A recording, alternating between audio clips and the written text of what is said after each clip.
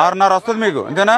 ఇప్పుడు దీనికి 6 అడుగులు అవుతుంది, 6 అడుగు మీటర్ స్లోప్ తీసుకో. నువ్వు మట్టి తెచ్చి ఫిల్ చేసుకోవాలి, నువ్వు తవ్వుకుని తీసుకోవడానికి కాదు. ఇక్కడ మొక్క తీశారు, ఇది ఇంకెక్కడైనా తీసారా? నేను చెప్తున్నాను, మీరు మార్కింగ్ చేసుకోండి, కర్రలు వేసుకోండి.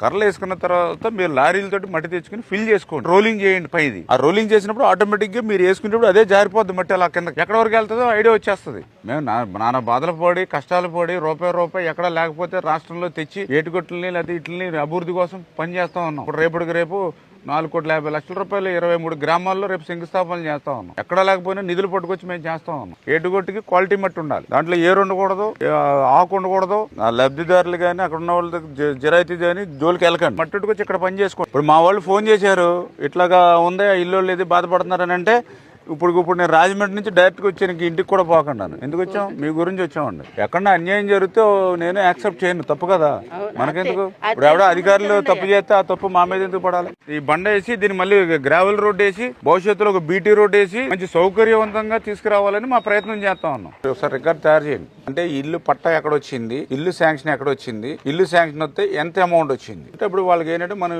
ఏ రకంగా చేయగలుగుతాము ఆలోచన చేసుకుంటాం. ఉన్నదాని ప్రకారం మాట్లాడాం కదా మనం కూడా.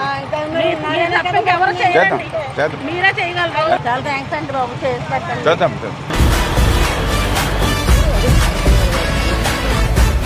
ఆ ఇళ్ల స్థలాలు లేకపోతే ఇళ్ల స్థలాలు ఇవ్వాలి. ఇల్లు స్థలాలు ఇచ్చుంటే లోన్స్ ఇప్పించాలి, ఇది టాప్ ప్రయారిటీ. రేపు పొద్దుటే వీళ్ళు ఎవరైనా ఇల్లు కనుక చేంజ్ అవుతే ఆనందంతో వెళ్ళాలి తప్ప కన్నీళ్లు పెట్టుకుని ఎవరో కూడా వెళ్ళకూడదు. గుర్తుపెట్టుకోండి, పేదవాడిని ఎప్పుడు మనం ఇబ్బంది పెట్టం.